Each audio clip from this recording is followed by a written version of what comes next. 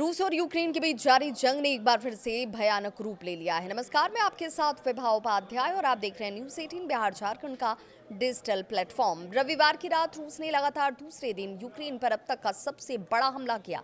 500 से ज्यादा ड्रोन और 50 से अधिक बैलिस्टिक मिसाइलों से पूरे देश को हिलाकर रख दिया। रात भर चले इस हमले में रूस ने यूक्रेन के 9 अलग अलग क्षेत्रों को निशाना बनाया। ड्रोन और मिसाइलों की बरसात ने कई इलाकों में जमकर तबाही मचाई। कम से कम 5 नागरिकों की मौत और दर्जन भर लोग घायल हो गए।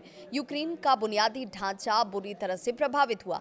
बिजली, संचार और परिवहन सेवा ठप हो गई। रूसी हमलों के बाद यूक्रेन के राष्ट्रपति व्लादिमीर जेलेंस्की भड़क उठे। उन्होंने रूस पर आरोप लगाया कि वो हमला योजनाबद्ध आतंक का हिस्सा है, जिसका मकसद नागरिक इलाकों में डर फैलाना, बुनियादी सेवाओं को ठप कर देना।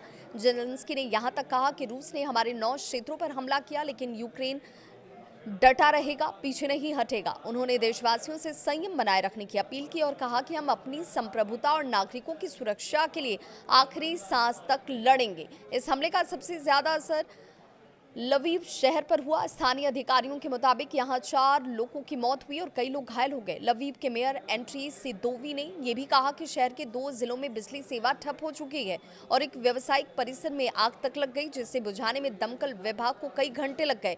जेपोर्जिया शहर में भी रूस के हवाई हमलों में हाहाकार मच गया। यहां एक महिला की मौत हो गई, जबकि 10 से लेकर 16 वर्षीय 2 लड़कियों समेत 9 लोग घायल बताए गए। स्थानीय प्रशासन ने कहा कि इस हमले में नागरिकों में डर और असुरक्षा की भावना जो है कहीं न कहीं घर कर गई है।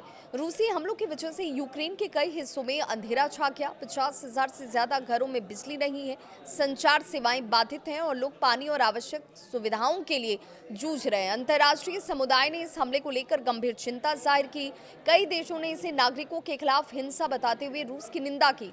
यूक्रेन ने इस हमले को संयुक्त राष्ट्र और अन्य अंतर्राष्ट्रीय मंचों पर भी उठाया। उसने तत्काल युद्ध विराम की मांग की। जेलेंस्की ने अंतर्राष्ट्रीय सहयोग की अपील करते हुए कहा कि यूक्रेन अकेला नहीं झुकेगा, लेकिन दुनिया को शांति की जिम्मेदारी उठानी होगी। गौरतलब है कि रूस ने शनिवार को भी यूक्रेन की ट्रेन और पावर ग्रिड को निशाना बनाया था और हमले में 2 लोगों की मौत हो गई, कई लोग घायल हो गए। लगातार हो रहे इन हमलों ने साबित कर दिया कि जंग खत्म होने के आसार अभी तो दूर दूर तक नहीं है।